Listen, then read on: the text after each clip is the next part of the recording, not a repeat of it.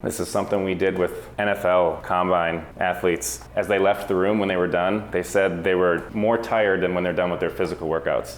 So if you feel like you're getting tired, if you feel mental fatigue setting in, that's what it's meant to do.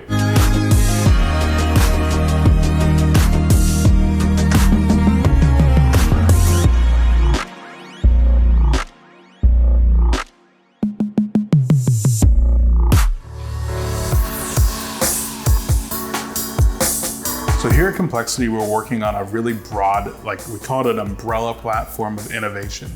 Within innovation, we're breaking that up into three key aspects. There's pre-cog and injury prevention, there's performance and recovery. Performance happens here in the training rooms. There are many different aspects of performance. It can be things that are a little bit more simple, such as reacting quickly or pressing the right button. More complicated, it can be making sure that you're communicating properly. Within our training rooms, we really wanted to take performance up to the next level and really focus on one area, which is preparing for how you play in high pressure situations.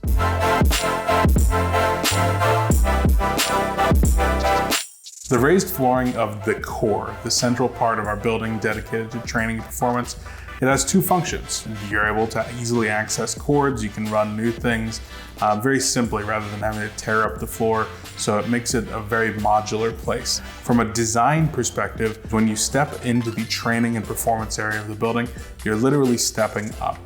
You are acting like you are taking the stage every time you're entering this part of the building, and it's very psychological. So when players compete at events, there's a number of things that can really throw them off their game. There can be issues with the temperature. Maybe it's too hot, maybe it's too cold. Maybe the desk isn't the height that you're used to, so your arms don't feel quite right. You can't just settle in perfectly. Maybe there's lights that's really bright around, or maybe a light's even hitting you in the eye every once in a while, and it's loud. It is so loud, especially in the big arenas when the crowd erupts. Even if you're in one of those soundproof booths, you can feel it. You literally feel the vibration around you. We're able to really experience that right here in these training rooms by artificially recreating some of these conditions.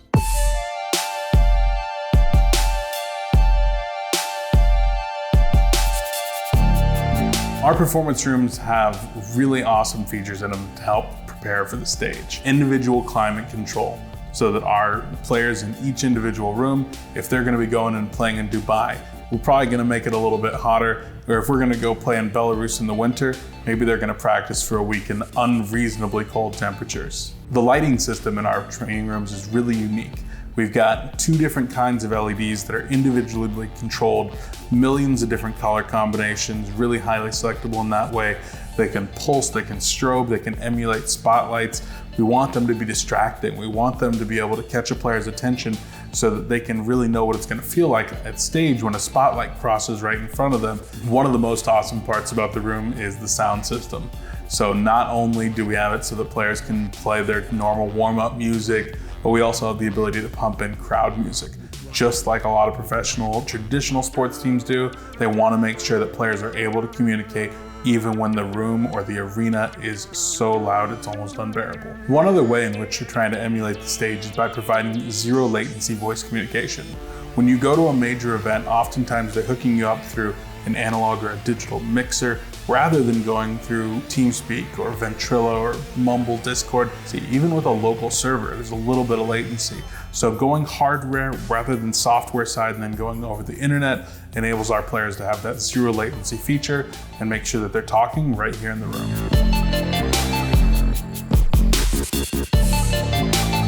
All of these things come together, the climate control, the sound, the lighting, the chairs, the desk. We really tried to think of everything. Even if we lose power, our huge UPS is gonna keep our players online and connected for up to 2 hours on battery backup. All of it comes together to create a stage simulation. And it's what we're thinking is gonna be the best way to prepare a player to play on stage.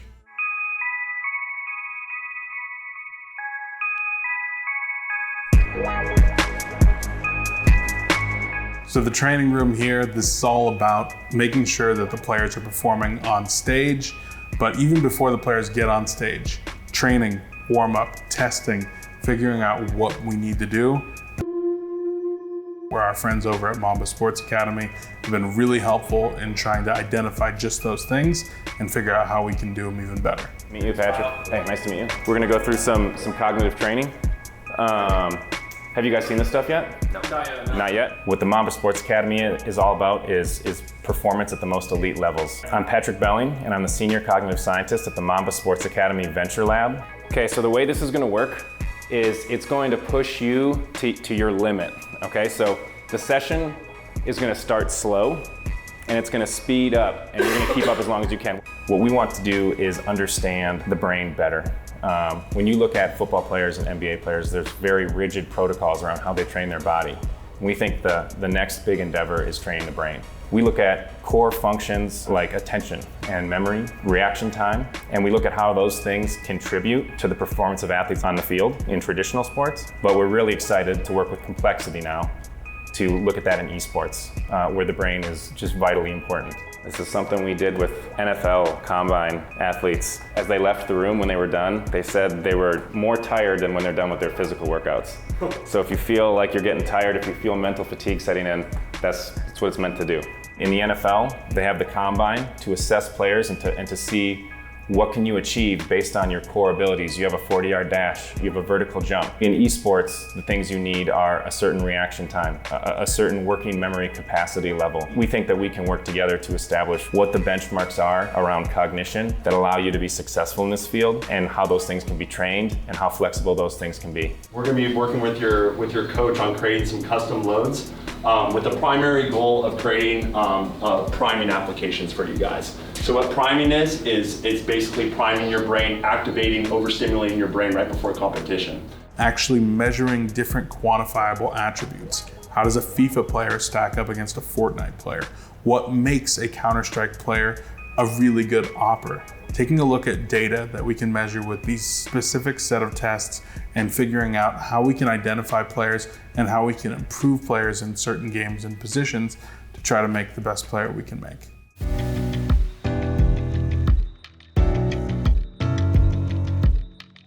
One thing about being in the location we're at the Star in Frisco was just purely coincidental, honestly.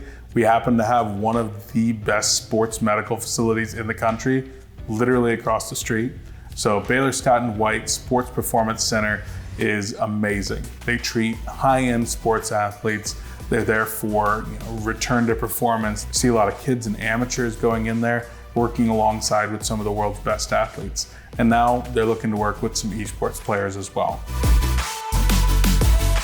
We've been really exploring that relationship, taking our players over there, having them do the combines that traditional athletes do so that we can get a better understanding of what's going on in their bodies. How is their posture affecting things like their hands? How does that actually work when you're actually losing some grip or function in your hand, that it could be caused by a pinched nerve up in your neck or shoulder? Making sure that our players are going to be really avoiding any kind of injuries that can affect their gaming life or affect their life after gaming.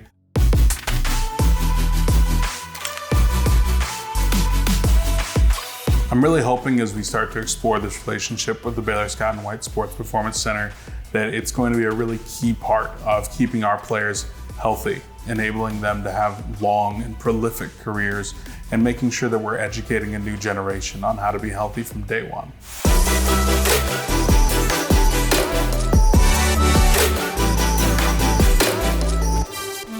Our facility here at the GSPC, it's been really a huge focus of my life for the past 18 months. And so seeing it open up, seeing players play in the training rooms for the first time, it's been incredible. I think that it's going to be the next evolution. It's going to be the blueprint that other teams and other facilities use to create something. And I can't wait to see how we're using it, how it's going to evolve over time, all the new things that we're going to learn here, and really try to help the next generation and push forward the entire industry.